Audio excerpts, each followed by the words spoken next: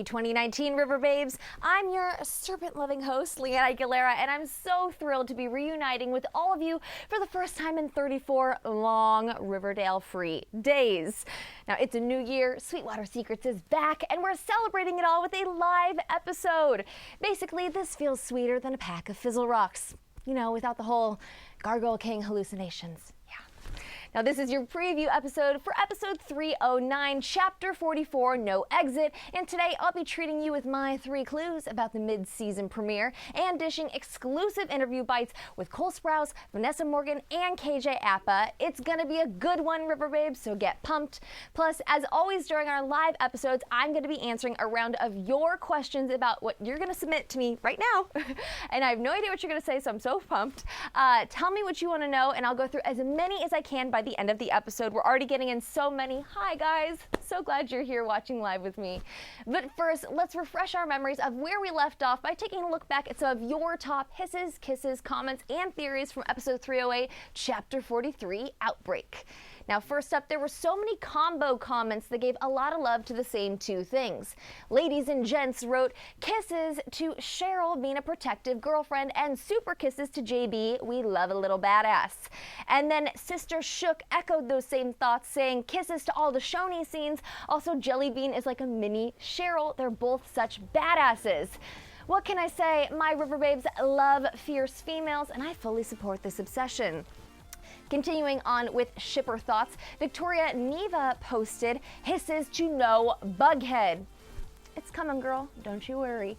And Bree Francis added, anyone else ready AF for Veronica and Reggie? Yeah, I am, and I also know who else is ready AF for Veronica and Reggie. That would be Charles Melton. And guess what? I just got off the phone with Charles this morning, like 20 minutes ago, and here's what he told me when I asked him about the potential for a Reggie-Veronica blossoming relationship. He said, quote, Reggie's support for Veronica does not waver, not one bit. I think Reggie likes Veronica, and it's because she's strong, she's independent, she's very well spoken, and she's assertive. I think he really likes that, and he's kind of met his match with her personality-wise. Oh, that's too cute. Now, next up, y'all had a lot of thoughts about our Red Paladin and the fact that he's not a redhead anymore. Amber W28 commented, Archie finally looks like his dad. I'm loving it. Yes, Fred. But it makes me so sad for him. Dumb Archie, stop making people want to kill you and just go to school. Do you not even play music anymore? Ha! Okay, well, I will say that very question is addressed for a split second in this week's episode, so good job. And if you're wanting more Archie scoop, well then take a look at what KJ Apa told me. The end of the winter finale, Archie goes off on his own. Yep. He dyes his hair. What was it like for you to kind of embrace your own true hair color for a little bit? It was weird. Also, just the process of having to go back and forth because we don't really shoot things in order is kind of gnarly. But my hair is definitely like bristle now, for sure. It looks nice right now. Thanks. Yeah. But it was nice to get to see that Archie's not going off totally alone. He has Vegas with him. Vegas. What can you tease about what's coming up next for him? Yeah, I mean, he finds himself again in some weird kind of predicaments in the woods in his cabin that he's staying in. Goes through some stuff, I think, for sure. Yeah, he comes out of it a lot stronger, I think, and it gives him a lot of perspective. Yeah, Archie's journey in 309 is interesting. That's all I'll say for now. Moving on to your theories, Lucy Mate said, my theory, Penelope brought Gigi to Riverdale as she grew up in the Sisters of Quiet Mercy. Ooh, Lucy, I love that theory. Nicely done, girl. And Therina83 is offering her own take and said, I think the Gargoyle King is Hermione. Penelope shot a glance over to Hermione right before she had her seizure. Also, has anyone else noticed that only the females have seizures? That also makes me think that the Gargoyle King is a woman. And who else would be in the Pembroke with Hiram except for one of his family members?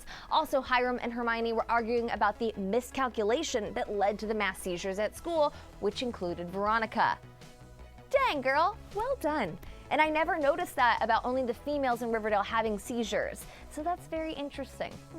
And last but not least, Jazz Pandas added, I don't know who the Gargoyle King is, but I really hope it's not a dad. It would just be too much repetition. I couldn't agree more. First we had Clifford Blossom, and then we had Betty's dad. If the Gargoyle King is Hiram, I think I'll scream. It would just be so damn boring. But as of now, it sort of seems like this is all big Hiram's plan. I don't even know anymore. But take a look at what the always candid Cole Sprouse had to say about all of this. This all has been a big dastardly plan by Hiram. When you read that episode, what was your initial reaction? Did it make sense to you?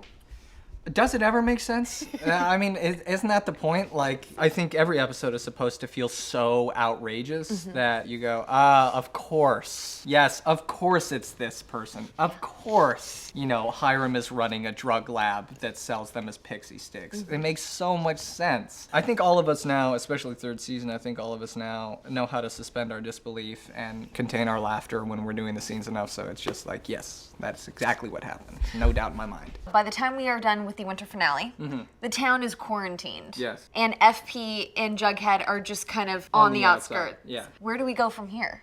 I have no idea.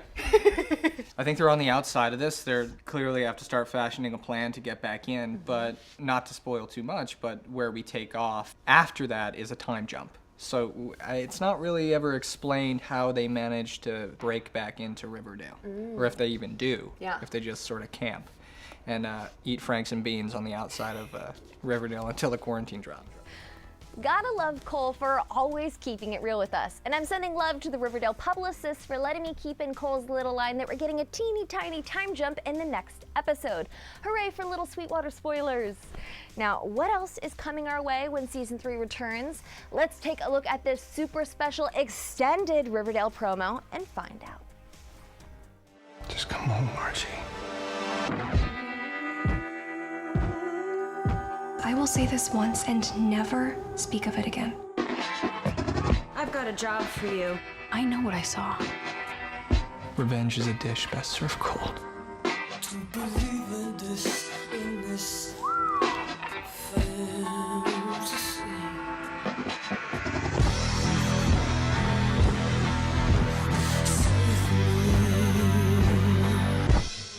I just wanted some father-daughter time. Do you think killing me will solve all your problems?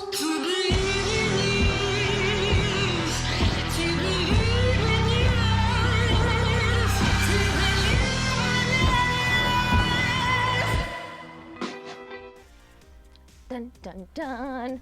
Okay, first off, I just want to say that a lot of those scenes are not going to be seen in episode 309. They're in future episodes. I'm not telling you which ones I'm referring to, but I can reveal that it's time for my 3 clues about Chapter 44, No Exit. Ready? Let's go. Number 1, a beloved character returns, but 3 are shunned. Number 2, there are plenty of tasty things in Le Bon Nuit, but you can't order this off the menu. And number 3, they say hell hath no fury like a woman scorned, but get ready for double. Get it? Got it? Good. Now let's move into my favorite part of these live episodes of Sweetwater Secrets, answering your questions without knowing what on earth you've commented. Here we go. All right. Wow. First of all, you guys have already flooded my iPad right now. I'm so thrilled right now. Gotcha Glitter says, Choni and Bughead are back. Yeah. Yes, they are back. And you know what? I think I'm going to give you guys a little treat right now before we move into the comments. Did you guys think it was so cute in the last episode when Choni revealed that she's the big spoon? Did you wonder how that came about? Let's take a look at what Vanessa Morgan had to tell me in this behind-the-scenes secret tidbit. Take a look. As long as I'm the big spoon. I'm the big spoon. We have debates about this sometimes on set when we're trying to like figure out how to like lay and stuff like that, and we have like, who's the big spoon, blah, blah, but I'm the big spoon. Was that ad-libbed or was that in the script? No, this is ad-lib. Like, we're trying to like literally figure out, like when we're laying in bed, we were having an argument, me and Madeline, over who should actually be the big spoon, and I think I won the argument, and I think that's what's staying in the script, yeah.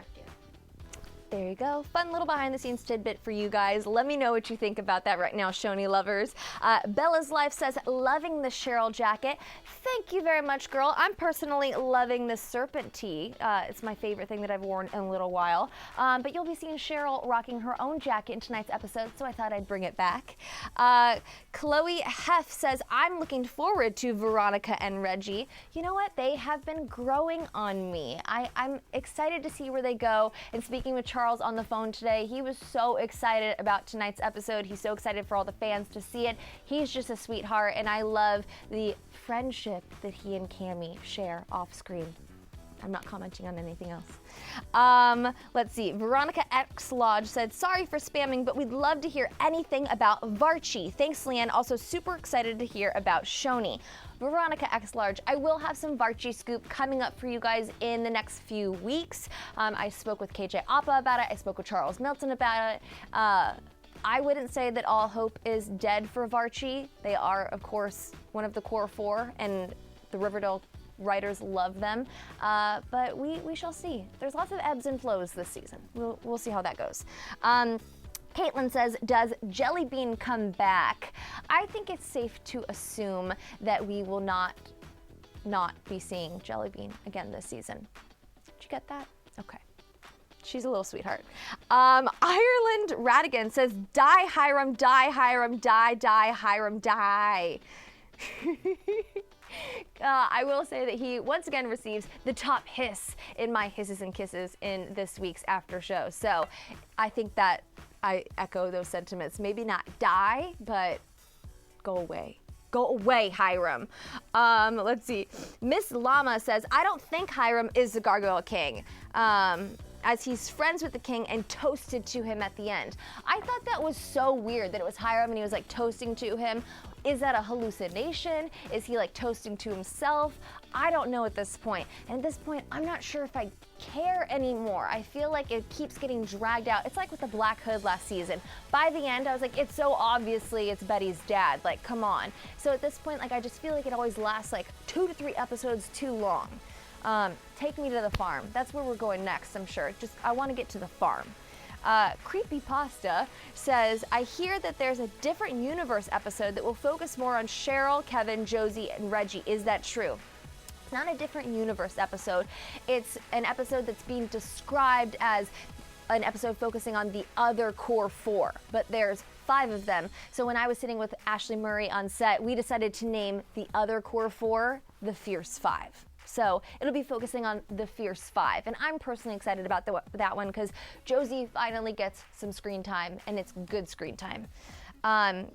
Karen says, I spy with my little detective brown eyes. Archie aiming a gun towards Hiram sleeping in the hospital. Any tea on that? All I'll say right now is that extended promo had way more than I thought that they were going to show you guys. So good job. Keep going through it frame by frame because, damn, that was a big gift that they gave you. Queenie says, I'm dying. Those Choni and Bughead scenes look hot. There is a hot Choni scene in tonight's episode. Get excited, guys. Zippers. Volley, does Archie ever speak again without it getting awkward? I feel like Archie has to come back for them to actually speak, so I can't even speak to that. VD says, I was looking forward to getting all those scenes in one episode. That would be epic. Plus, Choni declares love to each other in this episode, as per what Roberto said on his Instagram. I don't think Roberto said that on his Instagram. He might have alluded to something, but he did not specifically say that. A lot of folks are getting excited to see Kelly Ripa. I was really excited to see her for a little bit in that episode, or in that teaser, and her episode is going to be a noir episode. And as you guys already know, she is playing Hiram's mistress. I don't know how I feel about him getting a mistress, but considering it is his real life wife, I'm okay with that. I will be giving you guys an interview with Cole Sprouse talking about working with Kelly Ripa, but he said that he had a blast sharing scenes with her. We're gonna take a couple more questions. Oh, we're doing really good on time, so we're gonna keep going. Let's see. Molly Bruton says she has a theory. I definitely think that the Blossoms have something to do with GG, especially because of the Red Paladin. I reckon Jason was the original Red Paladin, just saying. I've been seeing this theory a lot in the Sweetwater comments, which, by the way, you guys left over 1,000 on our last episode, so I was really excited about that. Made me look real cool. But I've been seeing a lot that Jason could be tied to Griffins and Gargoyles. That would be so epic if it really like tied back to the pilot. I think I've spoke about this before. Do I think that it's actually going to go that far back and have these really cool connections that weave all of it together? No, because I just think that would be super great, and I don't think that we're going to be I don't think we're gonna get that big of a reward. But I do like the idea that it might have come from Penelope Blossom. I don't know. I'm worried that we're getting so much Griffins and Gargoyles in this season and that we're not gonna get as big of a payoff as we deserve because we've been watching it this whole time. The Simpsons show says, will Cheryl say out loud that she is a lesbian? Not that what I've seen, but also why does she need to say that? I think it's clear that Cheryl and Tony have a really great relationship, and whatever her sexual orientation is I'm enjoying watching it on screen. I think that Cheryl has found someone who cares about her and that she can actually share a sweet life with, so I'm really happy about that. And I just realized I said sweet life, and of course now I'm thinking about Cole. But I just like the fact that Cheryl's happy. I think she deserves that. She's been through enough. She's lost a lot of people in her life. Let her be happy. Caitlin Jones says, I think there's going to be a special bond between Cheryl and Jellybean. She has the slingshot, Cheryl does archery. It would be really great to see another softness to Cheryl. I think that they are both great little badasses. I personally, before I see Jellybean share scenes with Cheryl, I want more Jellybean and FP scenes, Jellybean and Jughead scenes. I want to see Jellybean and Betty meet. Basically, let's just have the whole show. Let's give Jellybean a spin-off. That would actually be pretty great. Ruby says, what's wrong with Penny? I don't know what's wrong with Penny. I think Gladys killed her. Probably not, because that would be too satisfying, and I'm sure we'll see her pop up again, because the actress who plays Penny is sensational, so I'm sure we'll see her again, but I don't know if there's anything wrong with Penny. I think that Gladys took care of that for us. That was great. They're going nuts for more Barchie scoop. They want the tea. Oh, Barchie fans, good to see you again.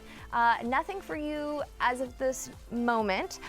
There is, just watch tonight's episode.